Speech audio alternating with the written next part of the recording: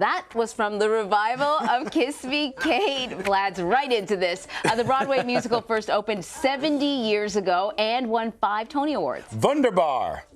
That's from a line in the play, which I was starred in high school.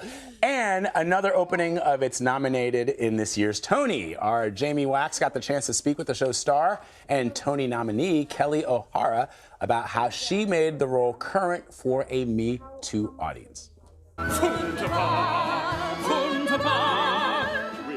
This is the first time I've done a revival back-to-back with another revival, but I chose it because they're very different.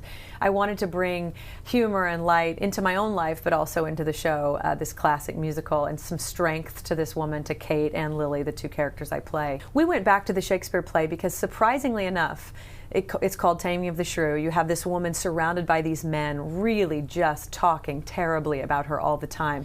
But for some reason, in Shakespeare's language, a lot of it was cut out for Kiss Me Kate. A lot of her witty remarks, a lot of her intelligence. You know, her combative nature actually, I think, started coming in with this production of Kiss Me Kate. She's playing a shrew. I think we take the title and just immediately put it on her, as opposed to someone else is calling her a shrew. The men are calling her a shrew. I said to myself, I'm not a shrew, I'm just tired of it. And so I try to play her with more intelligence. I'm trying. I'm not saying it's always a success, but more intelligence, a calmer nature. You know, I'm just saying the words the way they are, and they make a lot of sense in this current Me Too time.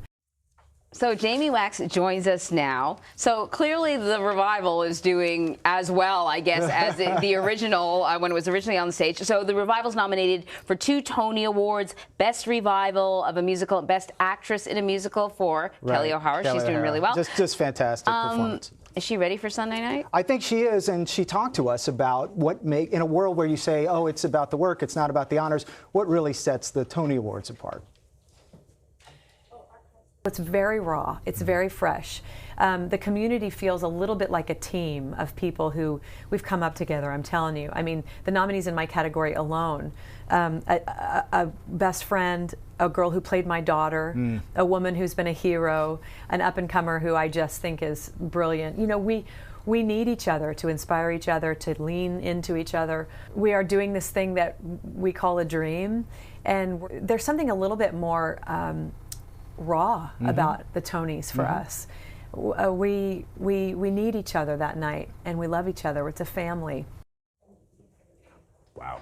I mean, she's really thinking, they've really given a lot of thought to this. I think so. I mean, the theater community actually is a community. I mean, there's a lot of backstabbing and rivalry and, you know. A family, dysfunctional family, but a family. When you think about the fact that only 30% of Broadway shows survive.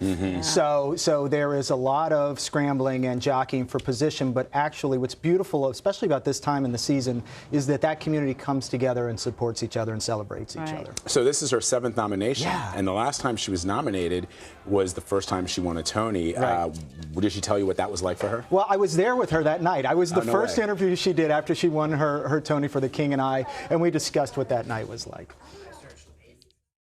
You know what? That was a possibility, and my mind was starting to just explode.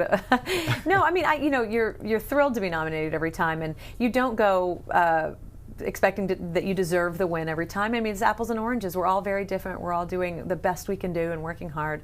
But I really didn't expect it, and I think that was the best way for me to win, because it was just the most joyous moment, aside from maybe having my children in my life. You got to say that. Yeah, I've got to say that, but I would anyway. Yeah, it was just such a crazy, crazy second in my life, and again, it was just a second, and it's over. Maybe she'll have another second. Yeah. We ran some fun stats with her also. This is a 73rd Tony Awards. She's been nominated 7 times, so she's about 10% of the Tony Awards she's been nominated. Wow. But also, she's been on Broadway 10 times in her career. She's a young woman, and so she's been nominated 7 out of 10 Broadway performances. She's nailing this career. Like, she's doing great. She's picking great plays, and obviously she's phenomenal at it. She is a triple threat. I mean, she's a true actress, true singer, true dancer. She's great. Very cool. So how much are you looking forward to Sunday? I can't wait. I'm not expecting to sleep between now and Monday. My wife is preparing a cot for me so I don't bother her. But so yeah, wait, it's gonna be what fun. is it like to watch the awards with you? Like, are you sort of yelling at the TV? No. Or are you Or are you He's usually switching there. people? I'm usually Oh, there. you're usually Yeah, there, for the right. last 7 years, I've been either in the audience or backstage Right. with CBS, and it's very fun. I've shared a room with Elaine Page, who's a great lady of the theater. We have a lot of fun watching it. We get very excited. We have our favorites. We get disappointed. We cheer people on. But it's a really, really wonderful Okay, night. I have a question. Yeah. Say you didn't see like any of these plays. Is it still going to be an interesting show to watch? Absolutely. Think about it. These are people who dedicated their lives to live performance. So what you see in an awards show is live performance. So from James Corden, who's been on Broadway multiple times, to everyone who's going to be performing, to me, it's the best awards show there is on television. Predictions. We need predictions. Man, it's a really crazy year, but I really feel like Hadestown has got a strong momentum going. Yeah. Tootsie has a lot of power behind it, but the producers who vote in the Tonys, a lot of times they push shows that will do well on tour. Tootsie doesn't really need the win. It's a known quantity. So Right. I'm thinking Hadestown's going to win Best Musical. And for Best Play, since a lot of people were shocked that Aaron Sorkin's incredible adaptation of To Kill a Mockingbird was not nominated for Best Play. Unbelievable. Yeah, I think The Ferryman is the front runner in that. It's 21 people in an Irish farmhouse for a non-musical, and one of them is a small infant, and then there are 4 animals. So imagine stage managing. If you think it's tough, Ryan, running this, imagine stage managing that show. It's got to be crazy. It's great. Awesome. Well, we'll look forward to your coverage. We'll look forward to seeing you doing the red carpet, right? I am. Yeah, All right. I'll be out there. It'll Awesome. be fun.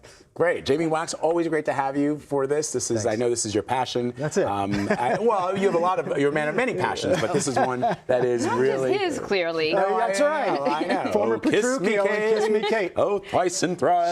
Shall we go There out with a are, little? living and what should we do? If you guys want to sing, I'll brush speak Up here. your Shakespeare. You can watch the Tony Awards this Sunday at 8 p.m. Eastern, Brush only on up CBS. Shakespeare and the women you will wow.